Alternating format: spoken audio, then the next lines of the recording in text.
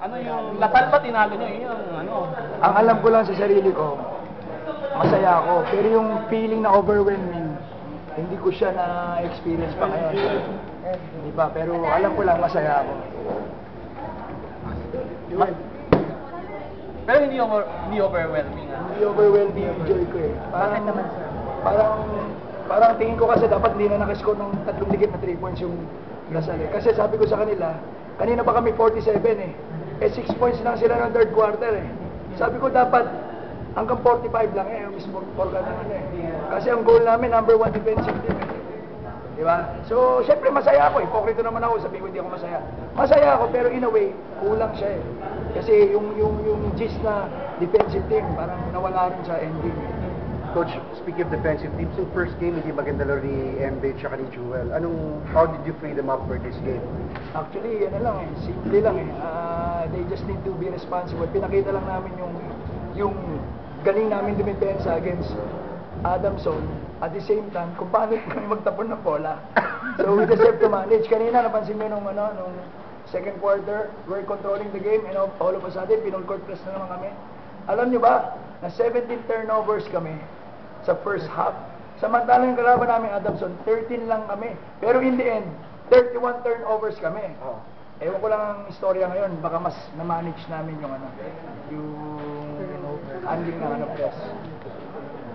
Jewel, kamusta feeling yan? Medyo gumana ka ngayon against Lasal pa. Coach, ito na. Na-challenge ka ba sa Lasal? Nagano lang ako sa system ni Coach. Yung 25 focus lang ako kung ano lang, depensa lang ako. Hinihintay ko, ano lang, parang bonus na sa akin yung mga score ako. Yun lang. Ano ba, kinapitalize mo yung size advantage ni MB sa loob? Kasi wala kang inside presence yung sa the game plan talaga. Yun din yung ano namin, advantage namin sa laki, sa ilalim. Doon yung tamang yung iba.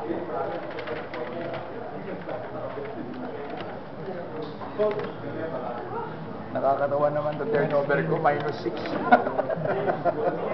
At least 8 lang ang turnovers namin sa second half. Diba? Unlike the other time, 18, no? 18. Coach, bumawi si Glenn ngayon, ha? Si Glenn, bumawi ngayon. Kubantin? Oo. Sabi ko, kinausap ko siya eh. Sabi ko sa kanya, Glenn, kailangan mo kita sa team. Okay, kalimutan mo yung first game.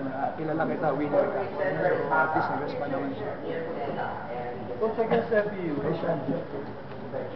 Yes, sir. You're playing FEU then? Yes, sir. So, big test yun po. Oo. Ang FPU is the seeded number 1 team. Talent-wise. Hey, I can't speak French, man, but can you understand English? Sorry. You scored like 21 points and had 19 rebounds. How was it inside? Did you feel that you had your way against LaSalle? LaSalle is one of the toughest team here, and I love them. But the thing is, I just do my job. Try to help my school as I can. I didn't mean to get 20 points or 20 rebounds.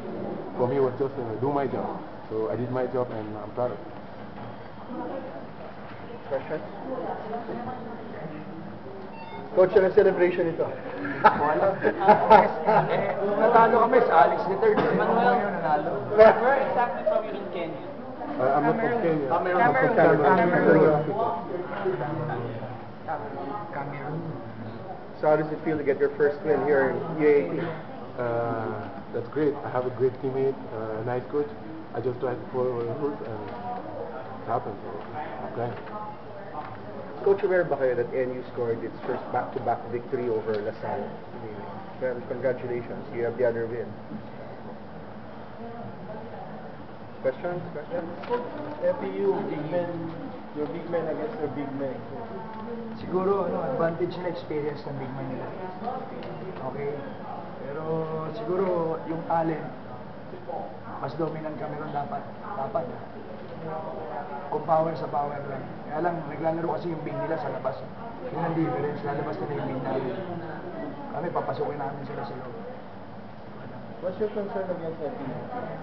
Siguro sa FPU, siguro more on RR. RRC. Paano yung ano nyo, game plan nyo kay RR? Patay, hindi ko sasabihin, mamarinig tayo. Tamang kami lang.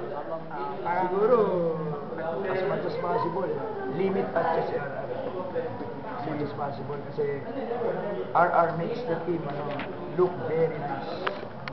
Yun lang yan. Ayos na yan, ha? Safe na yun. Okay na. Okay? Congrats, congrats. Salamat po. Salamat po. Coach, ha? May laban ba yan? Monster din, coach.